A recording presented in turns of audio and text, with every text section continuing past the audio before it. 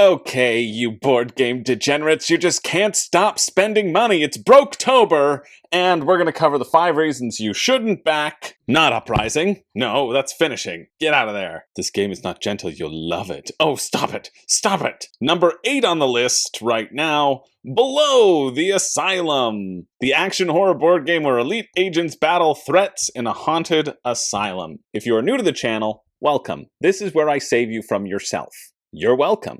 You have no self-control, and you and I both realize that. So luckily, I'm here. Just listen to the soothing sound of my voice and all will be well, except for the part at the very beginning where I always talk about what's exciting to me personally. You can skip that part and skip ahead to the 5 reasons you shouldn't back, okay? Yes, this is 5 reasons you shouldn't back. This is a series that I do whenever a campaign reaches over $1 million, and this smashing that threshold in pretty much 24 hours assured that I would have to do a video on it. Are you happy, Alex? I'm doing another one. Alex over at Board Game Co. was chirping me and saying you have to do 1 million of them. Well, I do. This has been a wild month. It has been the month of October. There are something like 6 or 7 campaigns that have broken $1 million.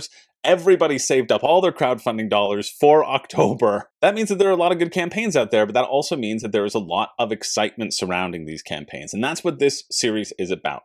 This is not to be mean to Awakened Realms. In fact, I quite like them. But this is to put your excitement to the test. We want to make sure that you are equally as excited when you hit back right now as you are when this arrives at your door. And also, as a caveat, that excitement has to be peak. You can't be not excited at all and back it and then get it and not be excited. I mean, you can, but why? Why would you do that? Don't do that. Why are you putting yourself through receiving all these packages when you're not excited about them? No, you need to be like a friggin' kid on Christmas, hoping that Santa Claus's lap pops right out of that box and you can then sit on it and say, is this a game? And Santa's lap then turns into the game and you say, thanks, Santa, I knew you were magical the whole time. And there's no underlying trauma about that story, so don't look into it any further. But first, before we go into it, I always like to start off these talking about what is potentially exciting about these games. And number 1, this is Awakened Realms. Awakened Realms is, at this point, probably the best publisher out there in terms of crowdfunding games, in terms of success. All the other ones seem to be successful and then failed. Awakened Realms hasn't done that yet because they own GameFound and they have a different revenue source. Actually, they're 2 different companies, but that doesn't matter. Well, it does matter but when we're talking about a company's viability. But yeah, Awakened Realms is sort of, ever since Nemesis arrived on the scene, however many years ago, they've exploded into the crowdfunding space. They've sort of revolutionized the crowdfunding space. And anytime I see one of their campaigns, although I'm getting better, I get excited about the potential of the game. And so this time, I'm also interested. With Nemesis, they did Definitely Not Alien, and here they're doing Definitely Not Stranger Things. As you don't go into the Upside Down, a place where the creatures lurk, where you can get transported back and forth between the rooms? Certainly not. It's a completely different theme. Don't look into how many of the baddies seem exactly the same.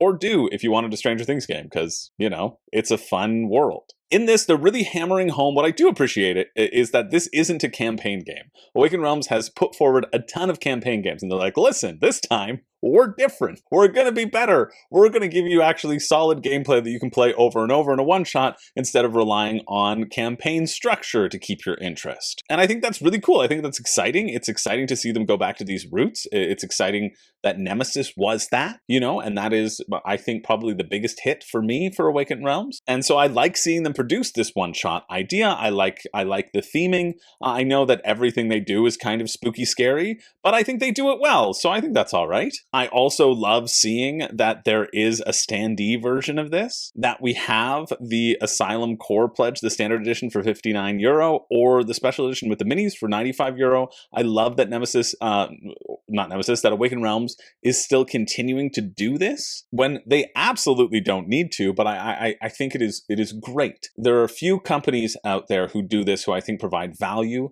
in both their retail pledge and their deluxe pledge, and suddenly Awakened Realms, I never thought I would say this, is becoming one of those companies. And I think that's amazing. I think as somebody who is always budget conscious, who knows that, games are getting more expensive, it's nice to see a cheaper version being offered by a company that absolutely doesn't have to do this. They really don't. They could just do deluxe and force it upon everybody, and everybody would say, yes, thank you, Daddy, I want more. So yeah, I think there's a lot of cool things about this. I do love the theming of this. I love the potential as you go through. You're going to be getting this shimmer, the shimmer resource. Not really resource, but it's going to move on this specific track where then you will teleport to the other side of the board, and how that's a little bit unknown. Kind of exciting. I like tracks where you always get things for moving up them, and that's essentially what this big circle thing is in the middle. It's just a big old track that you're following, and you're getting bonuses and getting little unlocks of your character, and so you can build it out in a certain way. You're drawing additional upgrades for your character. There's a little bit of a randomization in your tech tree there, which I think is interesting. And so I love the dopamine hit of constantly kind of unlocking things as you're running around in these rooms. I think that's got a nice potential here. So there's a lot of stuff to enjoy. My favorite part, though, is actually reason number 6 that you shouldn't back. And this is because the writer is, they're sad, I think. I think they're bitter, and I think they're just going through a breakup. Because if you look at how the description for Agent Chambers is one of those few who are classified as death speakers. These are all your characters that you can play, all the different spooky, scary death speakers. He is able to communicate with spirits of cats who, unlike human souls, are loyal and able to interact with the physical worlds, both above and below. Unlike human souls, they actually show some loyalty, okay?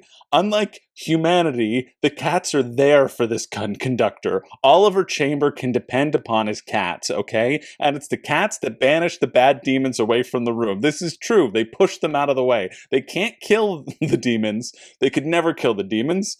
That would be too much responsibility to put upon the cat, a simple companion for Oliver Chambers to live with and help sleep at night. No, but they can at least push the demons one room away so that Oliver Chambers can maybe get some friggin' rest, because those cats, unlike humans, are loyal. So that's really my favorite part of the game. How can you not play as clearly the narrator, not Oliver Chambers, but the narrator of this little blurb, which is the best little blurb, and all the other ones are, well, they're honestly pretty poorly written. So that's reason number 6, maybe, but maybe it's a positive, maybe it's a negative. I can't really put it into one way or the other. But let's go into right now the 5 reasons you shouldn't back B.E.L.O.W Agents of the Stranger Dark. And that's if you are pulled in too much by the secret expansion. If you are pulled in by the concept that you need to have additional expansions, that you feel compelled to be pushed towards that all-in of the all-in gameplay, because you are worried that in a one-shot scenario, there won't be any variability. And I know that there are many of you out there who feel that way, because I think it is sort of a common pull in today's board gaming ecosystem to think, listen, my game is never going to be complete without these additional expansions, especially in this one-shot scenario. They've said there's no campaign. There's no campaign. There's no brief paragraphs of story to keep me coming back to the same cycle over and over and make me feel like I'm doing something different. Well, how can I ever play a board game? How is this ever going to be replayable? I feel like these thoughts are common. And they're dumb. I mean, they're dumb. They're silly. They're stupid. Because board games are meant to be replayable. I think Awakened Realms still does a great job at providing a lot of value with their stretch goals. Some more than others, but even myself and Zach, we just got Nemesis Retaliation delivered here in Canada. I bought it from my friend Zach, who I played Nemesis a bunch with, and we did an unboxing together and a playthrough and final sort of initial thoughts of that, which will be coming out later on the channel sometime in November. But getting that, I realized, oh, okay, Awakened Realms is kind of going back to the value for stretch goals that they had done in the past. I felt Nemesis Lockdown, it wasn't very effective. And then I think for this, it's a decent, currently they're giving you a decent amount of stretch goals. All the stretch goals will be unlocked by the end of the campaign, which is also why you shouldn't back until the very end of the campaign, so you can actually evaluate what you are getting as the full package. But there's also the First Oath Pledge, which adds in $100, over €100 from this standard edition, this sort of standee edition, right? I find with an Awakened Realm games in particular, it's very easy to upsell yourself. I upsold myself completely on Nemesis Retaliation. And now I was getting it for Zach. I wanted it to be a gift. I wanted to get all the gameplay. So that's what I did. That's fine. I'm very comfortable with that as a decision.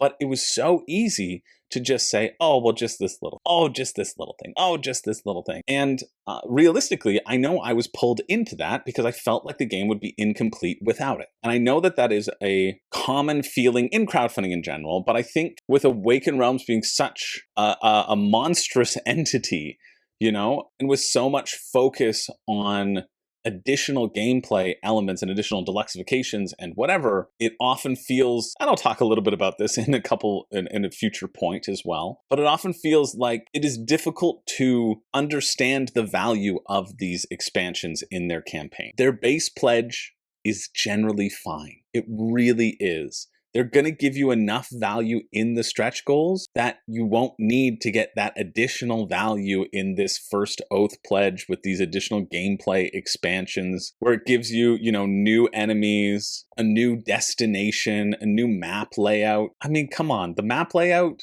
the board, this isn't the thing that's going to keep you coming back. The map layout, a different map layout, is going to be very insignificant to the actual gameplay loop. Because even on the map, the things that change are the seals. Like there are cards on the board where if you drop a seal in there, you flip over the card and then you have an extra special thing that can happen in the room. And those are cards that just get randomized at the beginning of the game. The map is just squares. It's really just squares, but there is this sort of illusion of, oh, a new map, it's got to be amazing new possibilities that I just don't feel like the game is likely to live up to. I think the game is likely to live up to giving you a bunch of cool new creepy sculpts. I think we like cool new creepy sculpts. I think lots of people think, ooh, look at evil Dobby over there. I want him to chop me up and get justice for house elves everywhere. This is what I wanted Eddie Murphy to look like in Shrek. Yes, slice me open. And I get that. Believe me, I get it. Agent Easley? Come on, Gertrude. I mean, Gertrude can get it. We all understand. Blow that smoke all over me, baby. But realistically, the things that they are offering aren't going to be wild changes to the game. If you find yourself thinking, oh, I need to back this in order for it to be complete, not I need to back everything because I'm really excited about everything and I'm really, really excited about the variability, I think that's a problem. That's like objectively a problem. You're not thinking in the proper way. The game needs to be good as it is. You need to be excited about the game as it is, not because you're going to get an extra bunch of characters to switch things in and out. That won't keep the game coming back to the table. It won't. I don't see how it does. And even if it does, then it's maybe a mistake if you don't like the main game as a whole, right? I think there's a lot of value that can be held in this Asylum Core pledge. And if you wanted the minis, sure, you can upsell yourself. But then it becomes even easier to upsell yourself with this and with that and with that. Let's just get another hero. Oh, well, this one has 2 more heroes. Oh, this adds a little file thing. A roguelike expansion, you know? And I think it's very easy to upsell yourself and add these things in without knowing why. So just know why. Ask yourself, why are you adding these expansions in? What specifically about Berry Palmy or whatever it is gets you excited? A specific mechanical thing. And if you can't answer that, well, then maybe evaluate why you are getting these things in the first place. We're going to move on to reason number 4. And reason number 4 has to deal with our beloved designer who loves circles that move in the middle of the board, Thomas Hollick. If you are just backing based around the pedigree of the design. I don't think I've ever used this point before, and it's important because this is the reason why I was unhappy with Ankh.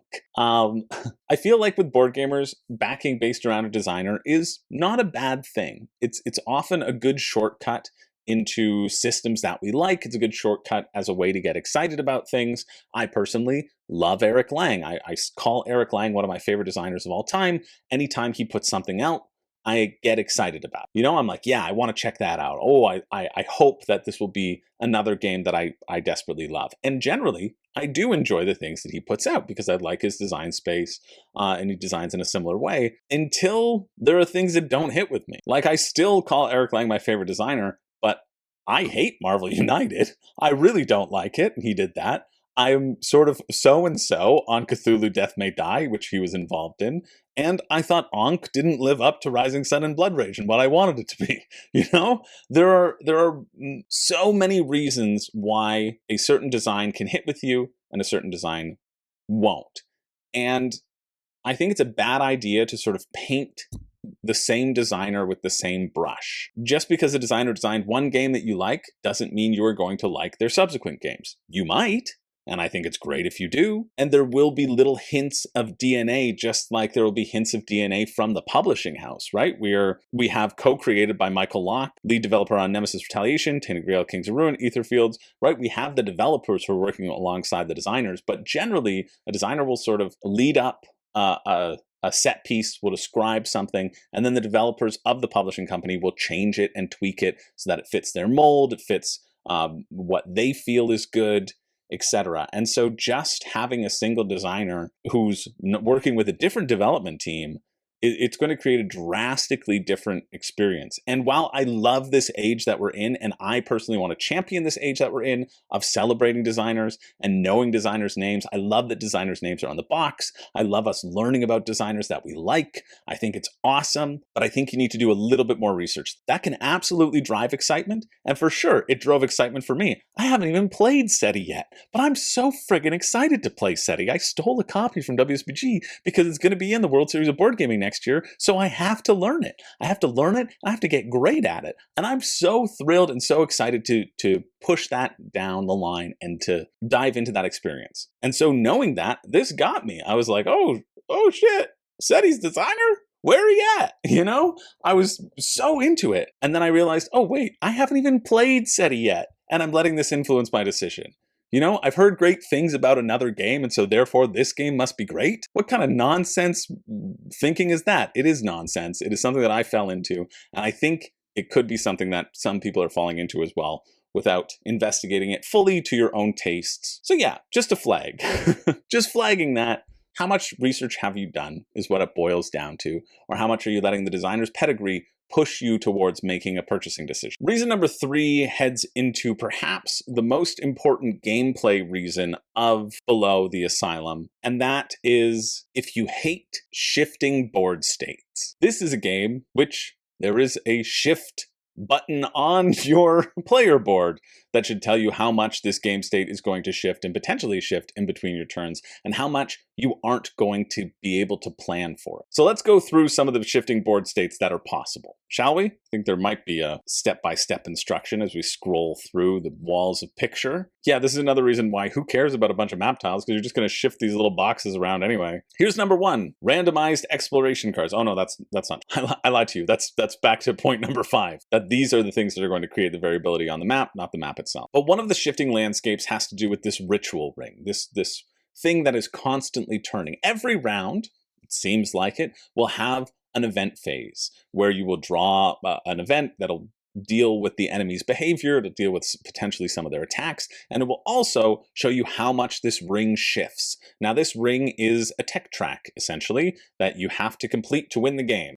You have to go up one of the tech tracks to hit a yellow space to get the yellow thing down, and then hit a red space to put the red thing down, a blue space to put the blue thing down, and then one more space to put any one of the 3s down of the resources that you've collected, and then run up the tech track to the middle and seal away the evil monarch for good. That's the theming of it. Essentially, it's just a rotating tech track that sometimes creates different pathways into the center based upon what you have done before, because you have to build off of yourself. Whenever you're dropping a seal down, you have to drop it on somewhere that you have already dropped a seal or adjacent to them. Every turn, the rings could shift. The thing that you are looking to do and the seal that you're looking to drop next to the other one to create that perfect pathway may no longer exist anymore. That's just a fact of the game. It might. It might not. You're also going to be drawing your little shift cards, which will have a shimmer value on them at the end of every one of your turns. And you're like, okay, how much shimmer do I shimmer today? None? Great. 3? Great. It could be anywhere in between. And so if you're depending upon that shimmer to make your plan, to feel really cool, to transport out of a room filled with monsters into the other realm in the same spot and sort of pop yourself into existence in a different realm. It might happen. It also might not. You don't know. And that's just part of the puzzle.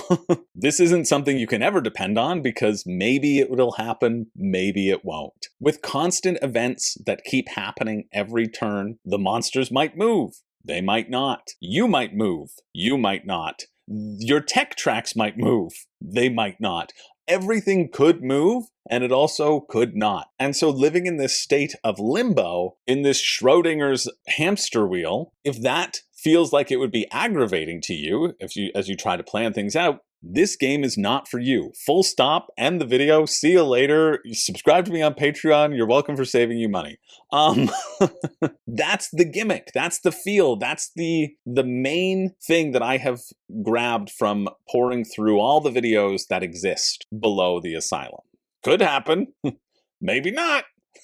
And that sort of randomness is inherently there, but it's inherently there for a lot of things. The things you can control are you moving around and your own resource management, which brings us to, sure, tip number 2, reason number 2, in fact, which would be you want a combat-centric horror game. This is also not that. The combat in here feels pretty minimal. Sure, there's going to be all these sculpts. You would think that with a game that has all these sculpts and these evil needle walkers and the skin stashers and the nurse Jackies of the world, you'd think that it would be all about mowing these monsters down, running away, or sneaking by them, or doing anything like that. Not really. This is, in its essence, a game about resource management. The whole game is focused around these rituals. This one, right here, attrition warfare. In a room with a needleclaw or monarch, pay to influence or potential or whatever it's called. Reward, get a seal, and then do some of these optional steps. Have you managed to put your resources in the right places? You could get more stuff. Did you put these resources down? More stuff. Did you get the red down? More stuff. There's essentially 3 resources that you're collecting. Yellows, blues, and reds. You're going to be dropping those resources in rooms, and then you are going to hope that the rituals like the rooms that you've dropped those in. You're going to try to be avoiding the monsters as they come and punch you in the face and stab you in the face and poke you in the face. And why do you keep targeting the face, monsters? Target any other part of my body, please. This is the moneymaker. But essentially what it comes down to is this resource allocation, this resource juggling. There's a limited amount of these resources as well. So there's potential where you've gotten all of the blue books and they're all on the board and you need to shift some blue books over here, and that's part of the puzzle. But the big fight is very simple. Monsters, I mean, I like the activation. You draw 1 card for every monster in your thing. You don't have to worry about this type of monster activates, this type of monster activates, this type of monster activates. It's very streamlined. And then if you're rolling a dice which has 2 symbols. Push it away or murder it. And you hope you get the murdering if your character's good at murdering, and you hope you get to push it away and keep the demons at bay if you just want to sit at home with your cats, okay? Because cats are the only, unlike humans, are loyal. But for all the stuff that's going on, all the other elements that you have to deal with, those are the things that will kill you. You know, those are the little creams that you get to put on top of a game that is resource management at its core. I think if you are not looking for a resource management game as well, that are specific in like placing the resources and chaining those things together, and then hoping that the ritual you draw next is going to use them effectively, and you can try to get a few of these optional steps. Everybody in their previews made a huge deal about you can't just do the main thing, you got to do at least some of these optional steps, but you can't do all of the optional steps. Well, don't tell me what to do. Maybe I want to do all the optional steps. Nope, you'll lose the game because the timer will run out. Okay, that sucks, but at least it just gives you some options for things to attempt within a span of time, and then you move on to the next one, you move on to the next one, as you optimize and you try to not let this timer go. So if you're not interested in a game that doesn't put combat first, even though it has these big scary minis, you're going to defeat those minis with your brain, okay? Then yeah, you shouldn't get the game. And finally, reason number 1 comes down to this, and this has been my reason for a lot of Awakened Realms games that I have covered, and honestly, I need to go through to make sure that it's not here, because I certainly don't want to have egg on my face. However, I know it's Awakened Realms, so I know I'm wasting my time, and it isn't here. As I scroll through the deluge of pictures, is that Awakened Realms, once again, doesn't care about you knowing what the game is about. What my favorite part about this is that they have a proven track record. They have a proven track record of not showing you the rulebook at all, and a proven track record of only giving out the barest minimum of prototype while they work on the rest. And sometimes that's fine. Sometimes the game turns out well, and then sometimes it's Lords of Ragnarok. Who's to say? Honestly, I still think Lords of Ragnarok looked good. I know people didn't like it. Some reviews didn't like it, and some of the endgame stuff seemed broken, but Lords Alice is fun. Which I was like, it's bad when you're like, do I still own that game? And then to look up and be like, oh yeah, I still own that game. Shows that you don't really get it to the table, even though I'm saying it's fun. Awakened Realms is really bad for this. Awakened Realms have a track record of games that look really good, but may or may not be good gameplay. And they often get away with it because their games look really good. And people sort of say, yeah, this game looks really good. And then they play enough of it to enjoy it enough for it to be like, yeah, that was good enough, you know? That's kind of how I feel about Awakened Realms titles. But like, even with this, they're like, yeah, look at these 4 cool characters. They're all going to play super different. One has cats and one has a blade. Yeah, they seem like a little different. Like, they're all going to have different ability cards and stuff like that. But when you're evaluating how different do the main characters need to be, and the prototype only has 2 of them, and there is no rule book and there is no reference about what's to come other than a vague promise, I don't think that's good enough for crowdfunding nowadays. I think this looks, I don't know, I don't think this actually looks that fun. I think it looks okay. I think it looks fine. You know, I like the track thing. I like the potential bonuses that you're going to be getting throughout the game. I think that's going to be fun. I think like teching up your person is going to be fun. All the stuff that I said in the beginning, I believe are going to be fun. But ultimately, it's a bit of a sketch of a game. I don't know why they don't ever let the rules that they give to prototypers be investigated by anybody. Well, I do know why. It's because Awakened Realms likes to make you sit through this amount of scrolling, and I'll continue to keep scrolling before we get to anything about the game, right? Awakened Realms likes to bash you over the head with the potential of what you're getting before you get to see what you're actually getting. And I think the lack of rulebook is purposeful in this period. I think Awakened Realms knows that their stuff is good enough and that it looks cool enough, and they can just say, ooh, there's going to be lots of randomization, variability. It's going to be good. Just trust us. Look at some more shiny things. It's going to be good. Here's a little bit of kernel of what you get. Then there's going to be more cool things. Look at all these cards. Oh, monarchs are scary. It's Stranger Things. Oh my goodness. And they never have a good gameplay section. And the fact that I had to sort of parse through 3 to 4 videos to find out little details about the rules, to see how variability interacts with things, to see how mechanically things interact, I think that's ludicrous at this stage. And I think Awakened Realms does this every time, and I honestly am probably going to call them out on it every time. And I don't think I can back a game by Awakened Realms until this is fixed, because I know that I have been pulled in by the beauty of Awakened Realms stuff before. I know this game. I know that everything seems like you need it.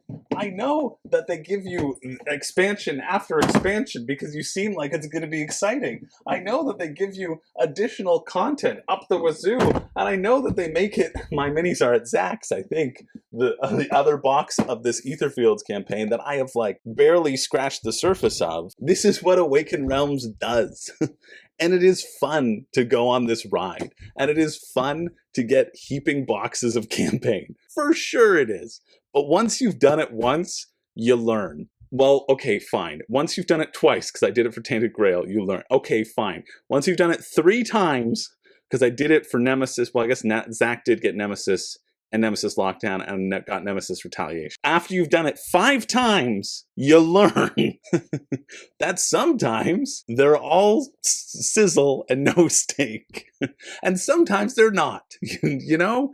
But in a world filled with great crowdfunding, when the only rituals that they can show are the ones that other people also show in the previews, the one ritual that they're showcasing here is also the one ritual that Man vs. Meeple's preview is showing off, and then the other ritual that they're showing was like the other ritual that the preview is showing off. That to me isn't like a conspiracy, that's just a lack of options. And I don't normally, well, okay, I do mind when there isn't a rule book. I talk about this all the time. I don't necessarily think that no rule book equals bad game. I think Awakened Realms probably never has a good rule book, even when it goes to print. You know? So I don't know why they're ashamed of showing it now, because it's probably going to be the same quality. But I think like I like Awakened Realms games. I think they're good. But I also get frustrated when I don't know what it is that I'm purchasing. And I think with an Awakened Realms game, you never really know what you're purchasing. It is much more of a crapshoot than other companies because they don't allow you to look under the hood as much, but instead beat you over the head. Oh, that's a terrain expansion? Gross. Oh, just put them in the deluxe. Go, get over yourself. That's a terrain expansion? Come on. Whatever. They're not like that important. But for something like this, when they're so mini heavy and they're doing minis for everything and they're making this a terrain expansion when it makes the board more readable, get stopped. I think Awakened Realms makes it less easy to look under the hood and to see the game that you are actually getting. They're really good at painting it with a big brush. They're really good at showcasing their great minis. And yeah, their minis are fun. Their components they've got a lot of them. It's going to sprawl all over the table. But yeah, you just don't know what you're getting. So at least wait until all the stretch goals are out, so you have some semblance of what you don't even know half of what you're getting yet because you're back to the beginning. What are you doing? Wait until you know what product you are purchasing before you purchase it. A grab bag is fun if it's a $10 t-shirt and not a $475 board game. I'll buy a $3 scratch card if I want a thrill of the unknown, okay? Or I'll just open up one of my previous expansions for an Awakened Realms game that has yet to see the light of day. That's it. Those are the 5 reasons you shouldn't back. Drop why you're excited about the B.E.L.O.W Asylum. I thought the Meet Me at the Table playthrough was nice. I got a good sense of the game from that. I also thought that the Esoteric Society of Board Games, or whatever his YouTube channel is, was a good review as well. Decently covers the rules and then has a nice excitement about the opinion. I think it looks fine. I think the standee pledge is actually a pretty good value, and I think you'll get a decent game for that standee pledge, and that's what I want my Euro games to be, right? 59 euro for it. Shipping, it's going to make it like 120, but it's reasonable. Absolutely reasonable if you want to take a shot on it. But if you still have a bunch of unknowns and you're going for the all-in pledge or the deluxe pledge, as many people are, I know that, again, the standard edition is the best value and it's what the fewest people are getting. But just, check yourself. Check yourself now, see, analyze, do you know what you're getting? What are you excited about? And why do you think you're going to get it to the table? And if you get it, I hope you really, really love it. And if you don't, well, there's always hope that the next Awakened Realms game will hook you in. Thanks for watching. Drop your comments down below. Convince me why I should get this game. I was really back and forth on this. I was like, designer of SETI? Awakened Realms? Standee version? Yum, yum, yum, yum, yum, yum, yum. I really like the bouncing back and forth. I think it's going to be very funny, but I also think it's going to just be strategically annoying, So I think it could go both ways. It's not really pulling me in a super amount. I think the tech tracks and the different rings aren't going to provide that much variability. I think all the variability that they're throwing out there is like, variability. Doesn't seem like it's going to be that much variability. I don't think that's improved by the expansions either. So, I don't know. It seems okay. Seems fine.